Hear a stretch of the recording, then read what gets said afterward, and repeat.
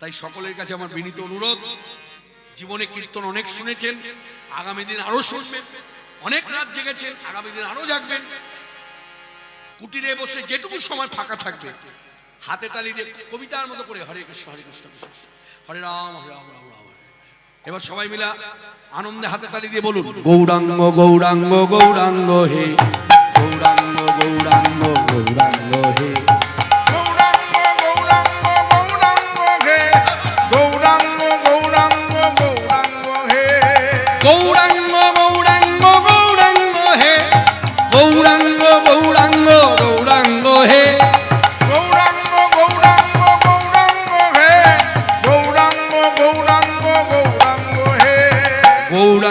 গৌরাঙ্গ গৌরাঙ্গ হে, গৌরাঙ্গ গৌরাঙ্গ গৌরাঙ্গ হে, গৌরাঙ্গ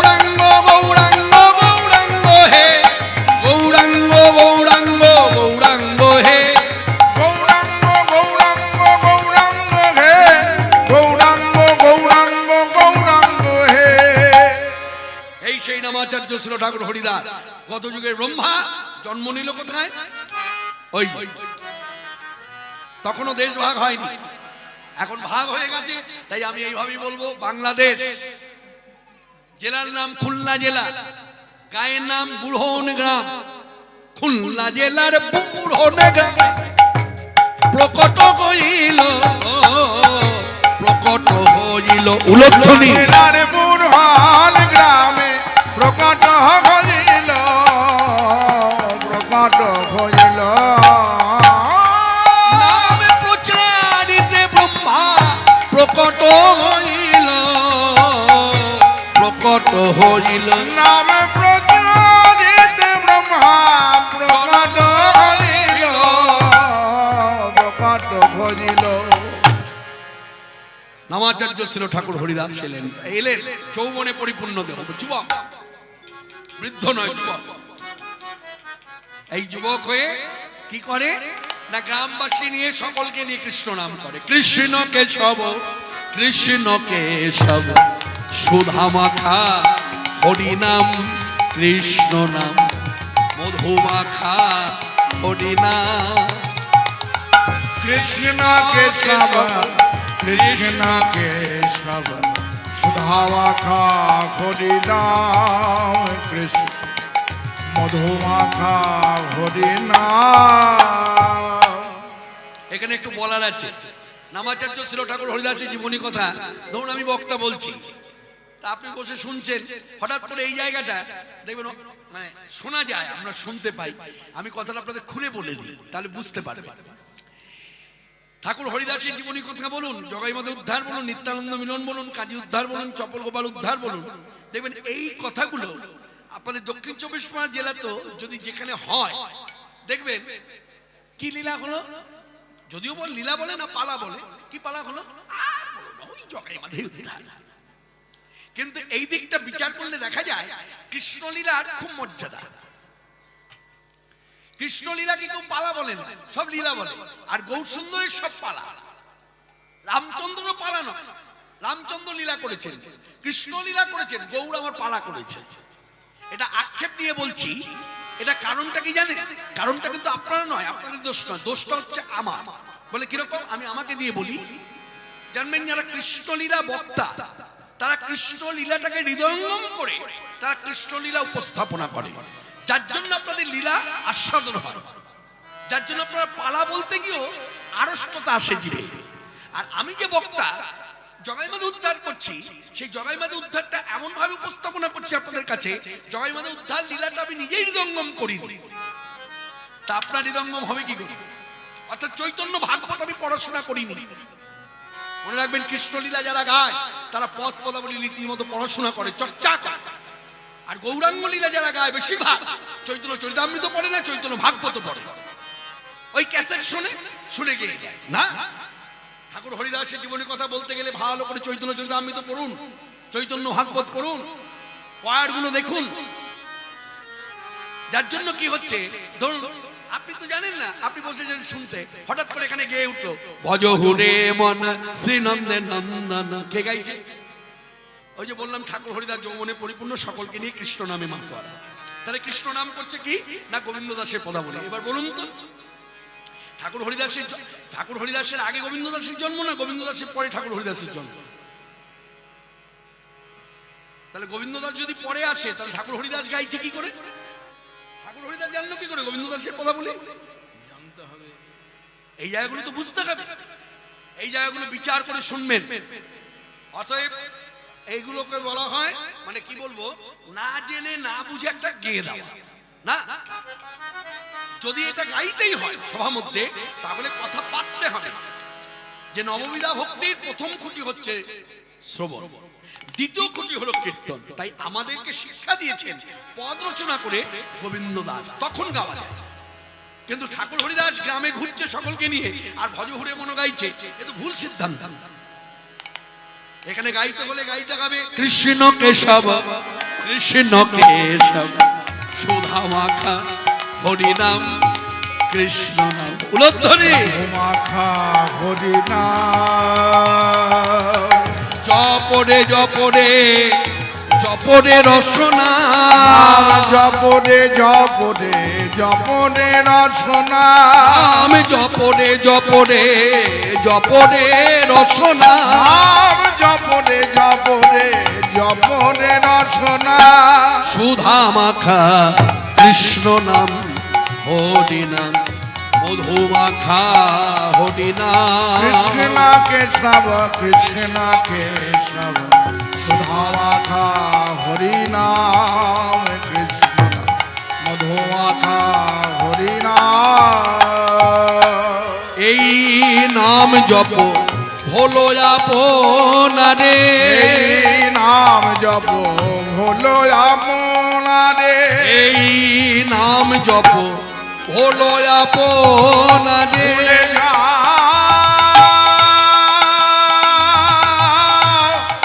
নিজেকে নিজে ভুলে যাও, ভুলে যাও এই নাম জপ হলো আপনারে। দূরে যাবে জ্বালা প্রেম পারাবারে, দূরে যাবে জ্বালা প্রেম পরাবারে, জপরে জপরে জপরে রসনা, জপরে জপরে জপরে রসনা, মধু মাখা কৃষ্ণ নাম হরি নাম, সুধা মাখা কৃষ্ণ নাম, কৃষ্ণ কেশব কৃষ্ণ কেশব সুধা মাখা হরি নাম, কৃষ্ণ নাম মধু মাখা হরি নাম। সকলকে নিয়ে কৃষ্ণ নাম, ইকো করো না, সকলকে নিয়ে কৃষ্ণ নাম। আবার সেই ঠাকুর হরিদাস একা অনন্য চিত্তে কুটিরের মধ্যে আশ্রয় নিল, হরিনাম জপ 3 লক্ষ নামে ব্রতী হল। 1 লক্ষ জপবে, 1 লক্ষ উচ্চস্বরে গাইবে অবলা জাতির জন্য, মানে অবলা জীবের জন্য যারা কথা বলতে পারে না, কীট পতঙ্গ পশু পাখি জন্তু জানোয়ার এমনকি মনুষ্য জীবনও যারা আমরা সেই বাক শক্তি পাই নাই, তাদের কল্যাণার্থে হিতার্থে উচ্চস্বরে হরিনাম। আর মৃদুস্বরে হরিনাম আস্বাদন। আমি যে কথাগুলো বলছি আপনারা শাস্ত্র বিচার করে দেখবেন। আমি বলবো না যে শাস্ত্রের কথা না অশাস্ত্রীয় কথা, আপনারা বিচার করবেন। যখন সাধু সঙ্গ পাবেন তখন আলোচনা করবেন। এই যে মৃদুস্বরে যে কোনো বৈষ্ণব দেখবেন মৃদুস্বরে খুব ক্ষীণস্বরে হরিনাম করে। কেন করে? রাধা কৃষ্ণের লীলা মাধুর্য সাধন মৃদুস্বরে হরিনাম।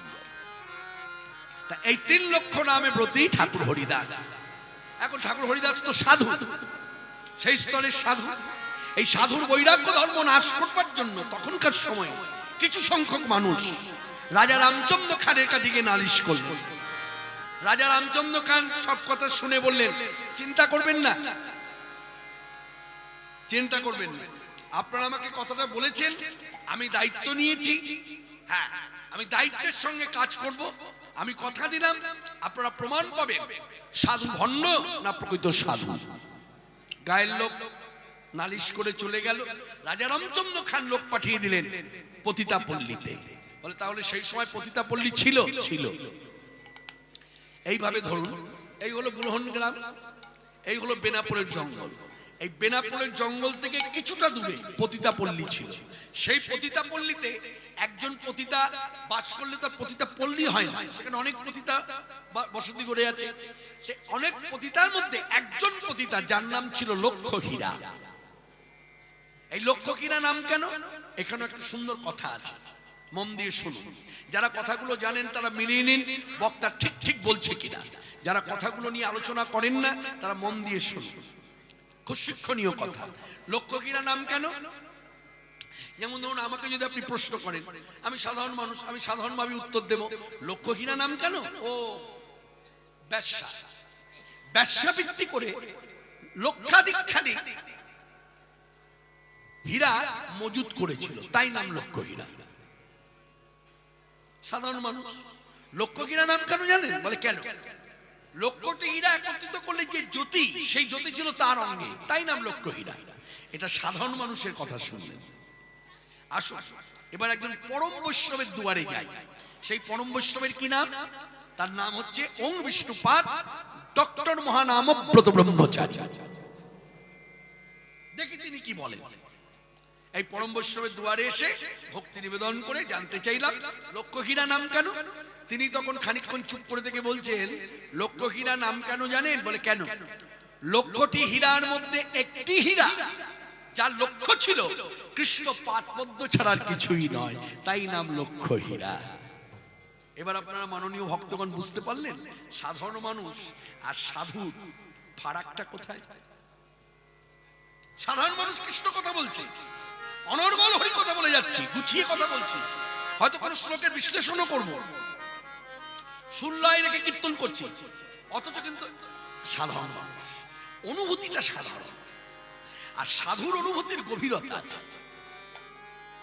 তিনি কি দৃষ্টিভঙ্গি নিয়ে তাকালেন লক্ষ্যহীরার দিকে? না হলে এমন কথা বলা যায়? বলছে লক্ষ্যটি হীরার মধ্যে একজনই হীরা, একটি হীরা। বলে কি? না, যার লক্ষ্য ছিল কৃষ্ণ পাদপদ্ম ছাড়া কিছুই নয়।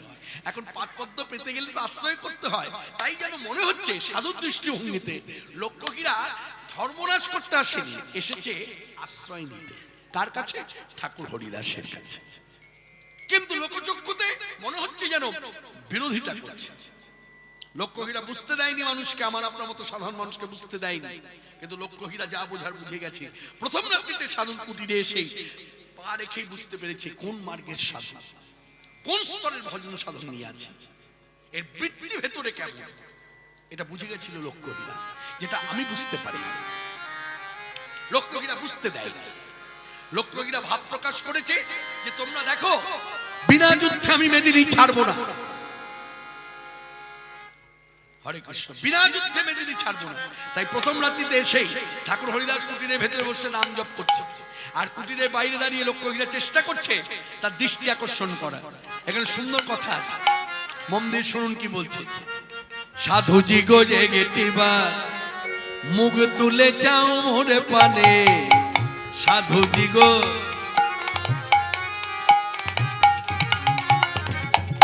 আস্তে, অন্যভাবে নেবেন না, যারা মায়েরা আছেন অন্যভাবে নেবেন না। আচ্ছা এখানে আমি একটু জিজ্ঞাসা করতে, বলুন তো মেয়েদের আকর্ষণ কিসে? মানে মেয়েদের প্রতি যে আমরা ছেলেরা যে তাকাই, ছেলেরাই মেয়েদের দিকে তাকায়, মেয়েরাই ছেলেদের দিকে তাকায়, এই যে একে অপরের প্রতি যে আকর্ষণ, এখানে আমি এইভাবে বলবো যে মেয়েদের প্রতি আকর্ষণটা কিসে? এইভাবে তাকিয়ে থাকে কেন? দেখবেন একজন 80 বছরের বৃদ্ধ মেয়ের দিকে তাকিয়ে থাকে, কেন হয়? এখনই কিন্তু মনের মধ্যে জেগেছে আকর্ষণ হচ্ছে মেয়েদের রূপ না, মেয়েদের আকর্ষণ হচ্ছে মেয়েদের কমনীয়তা, কোমলতা। যেমন ধরুন আমরা ছেলেরা যদি এই ঘাড়ের কাছ থেকে চুলটা সরাই, কিভাবে সরাবো? এই তো। আর মেয়েরা যদি চুলটা সরিয়ে নেয় দেখার মতো।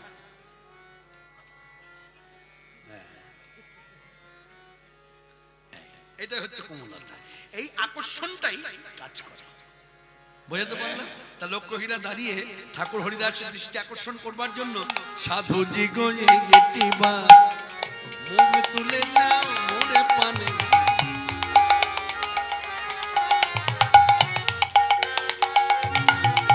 তুমি কত সুন্দর নিজেও জানো না, কত সুন্দর নিজেও জানো না, আমি মুগ্ধ তব দর্শনে, সাধুজি গো একটিবার মুখ তুলে যাও মোরে পানে, সাধুজি গো একটিবার।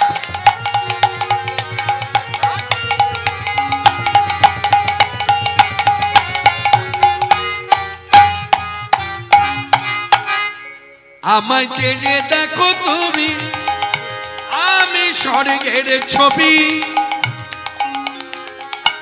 আমায় চেয়ে দেখো তুমি, দেখো তুমি, আমি স্বর্গের ছবি, আমায় দেখলে তোমার, দেখলে দেখলে আমায় দেখলে তোমার সাধন ভজন ওগো সার্থক হবে সবই, সাধুজি গো একটিবার।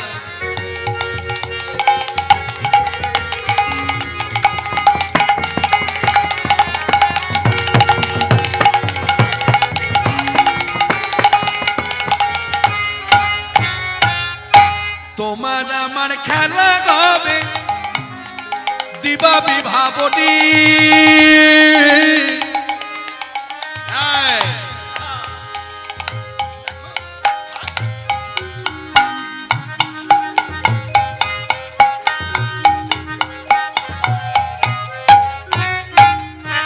তোমার আমার খেলা হবে দিবা বিভাবনী, দেহ তোমার শীতল হবে, দেহ তোমার শীতল হবে, রসের নেশায় যাবে ভরি, সাধুজি গো একটিবার মুখ তুলে যাও মোরে পানে,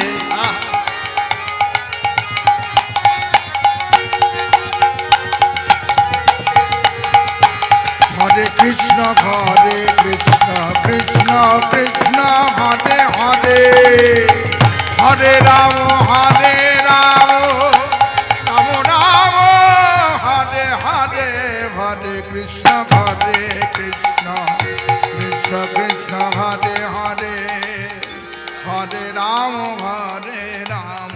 রাম রাম হরে হরে। এই দৃষ্টি আকর্ষণ করতে গিয়ে ব্যর্থ হল। ঠাকুর হরিদাস নিজ ইচ্ছায় লক্ষ্যহীরার দিকে যখন তাকালেন, তাকিয়ে প্রথম দেখাতে ইশারায় বলে দিলেন বসো। বসতে যখন বলেছে লক্ষ্যহীরা ভাবলেন আমাকে যখন, আমি পতিতা বেশ্যা, আমাকে যখন মর্যাদা দিল, আমার উচিত সাধুকে মর্যাদা দেওয়া। এই বলে সেও বসে গেল। আর ওই বসাটাই কাল হলো। প্রথম রাত্রি ভোর হয়ে গেল। রাত্রি যখন ভোর হলো, আলো আলোময় জঙ্গল, একে অপরকে দেখতে পায়। লক্ষ্যহীরা উঠে দাঁড়িয়ে বলেন, সাধু তোমার ইশারায় ইঙ্গিতে এত জাদু, তুমি আমার মতো পতিতা লক্ষ্যহীরাকে বসিয়ে ভুলিয়ে দিলে, রাত্রি ভোর হয়ে গেল। বেশ, তারিফ করছি, বলি হ্যাঁ আমি আসি, আজকে রাত্রিতে আমি আবার তোমার সঙ্গ পাবার আশায় আসবো। জানি না কি হতে চলেছে, কি হবে তাও জানি না, তবে আসবো। জানো সাধু, তোমার কুটিরে পা রেখে আমি এইটুকু উপলব্ধি করেছি যে তুমি কোন স্তরের সাধু। আমি পারতাম এই প্রথম রাত্রি ভোর হওয়া মাত্র নিজেকে বিকিয়ে দিতে তোমার কাছে, কেন দিলাম না জানো? ওই মূর্খদের শিক্ষা দেবার জন্য, যারা তোমার নিন্দুক হয়ে নিন্দা চর্চা করছে, যারা সাধু নিন্দা করে বেড়াচ্ছে, তাদেরকে শিক্ষা দেওয়ার জন্য আমি আগামী দিনও আসবো। আসি, তুমি চলে যেও না, আমি আসি। এই বলে লক্ষ্যহীরা চলে গেল। দ্বিতীয় রাত্রি যেই ঘনিয়ে এলো, লক্ষ্যহীরা বেশ বিন্যাস করে এই ঠাকুর হরিদাসের কুটিরে এলো। এদিকে ঠাকুর হরিদাস হরে কৃষ্ণ হরে কৃষ্ণ কৃষ্ণ কৃষ্ণ হরে হরে হরে রাম হরে রাম রাম রাম হরে হরে হরে কৃষ্ণ হরে কৃষ্ণ কৃষ্ণ কৃষ্ণ হরে হরে হরে রাম রাম রাম হরে হরে হরে কৃষ্ণ কৃষ্ণ কৃষ্ণ হরে হরে হরে রাম রাম রাম হরে হরে হরে কৃষ্ণ কৃষ্ণ কৃষ্ণ হরে হরে হরে রাম রাম রাম হরে হরে হরে কৃষ্ণ হরে কৃষ্ণ কৃষ্ণ কৃষ্ণ হরে হরে হরে রাম হরে কৃষ্ণ হরে কৃষ্ণ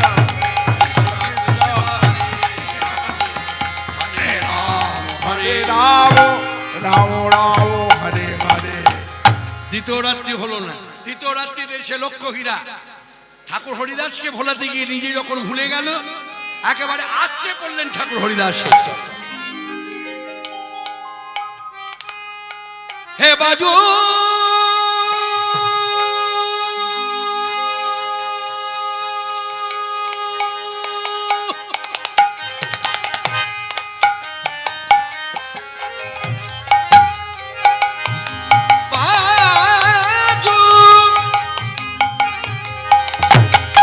বাজু বাজনা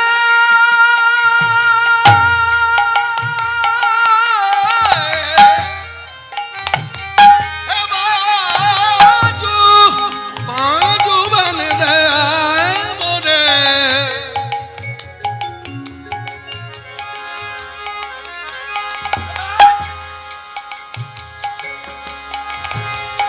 খুলি যায় बाजुबान ले बाजुबान ले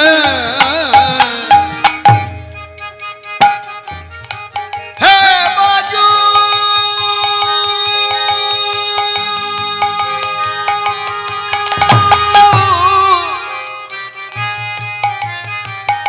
बाजू बाजुबान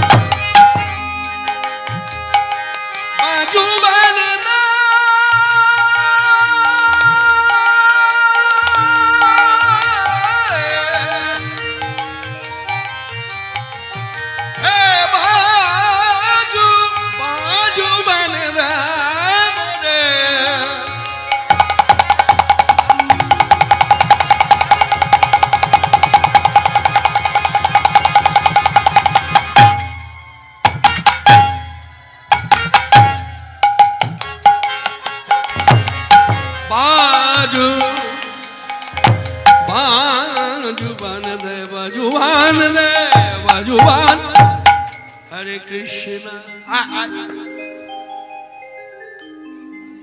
গাইতে গাইতে হঠাৎ করে তোমার গান কেন আমার মুখে? না না না, আমি ভুলি নাই, আমি নিজের পথে চলবো, নিজের মতো করে চলবো।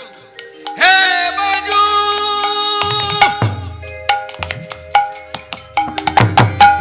আবার ধরলেন।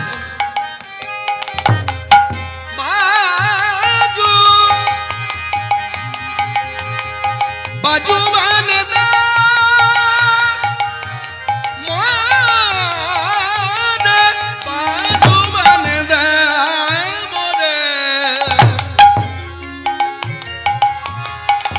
ভুল জানে বাজুবান বাজুবান দে বাজুবান বাজুবান দে বাজুবান দে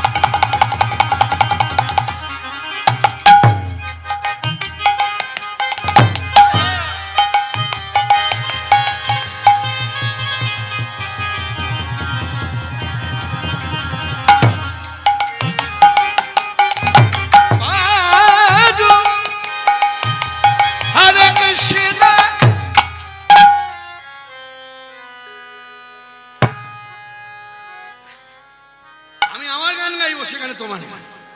হরে কৃষ্ণ হরে কৃষ্ণ কৃষ্ণ কৃষ্ণ হরে হরে হরে রাম হরে রাম রাম রাম হরে হরে হরে কৃষ্ণ কৃষ্ণ কৃষ্ণ হরে হরে হরে রাম রাম রাম হরে হরে। এইভাবে আছে বললো ঠাকুর, আমি তোমারও গোলাম, তোমার হলাম আমার বলতে যা ছিল আমি সবই তোমায় দিলাম। এই ঠাকুর হরিদাসের কাছে যখন নিজেকে বিকিয়ে দিয়েছে, ঠাকুর হরিদাস লক্ষ্মীরাকে মর্যাদা দিলেন, মা মা বলে বুকে ঠাঁই দিলেন। এই মা বলে যখন বুকে ঠাঁই দিয়েছে, লক্ষ্মীরার চকিতে বুকটা কোলটা ছাড়িয়ে নিয়ে বলছে, বুক থেকে সরে গিয়ে বলছে, পিতা আমি তো পতিতা, আমি তো ঘৃণিতা, হ্যাঁ হ্যাঁ আমি ব্যবসা, আমাকে তুমি কোল দিলে, আমার মা বললে,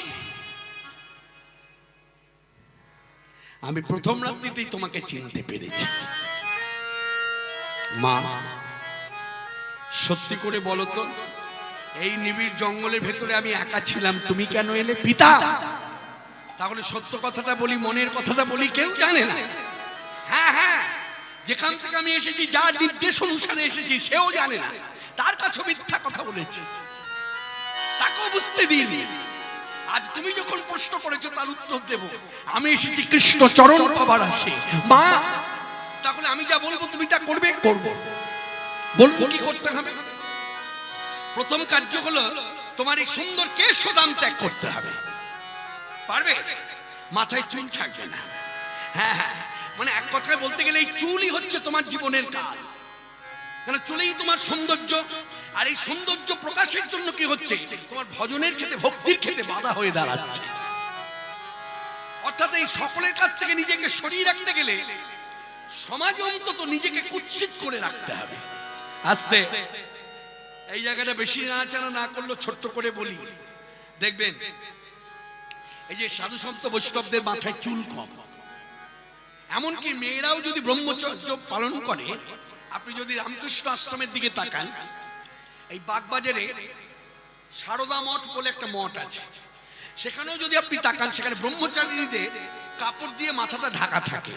কাপড়টা যদি কোনো ক্রমে সরে যায়, দেখতে পাবেন তাদের মাথায় চুল নেই।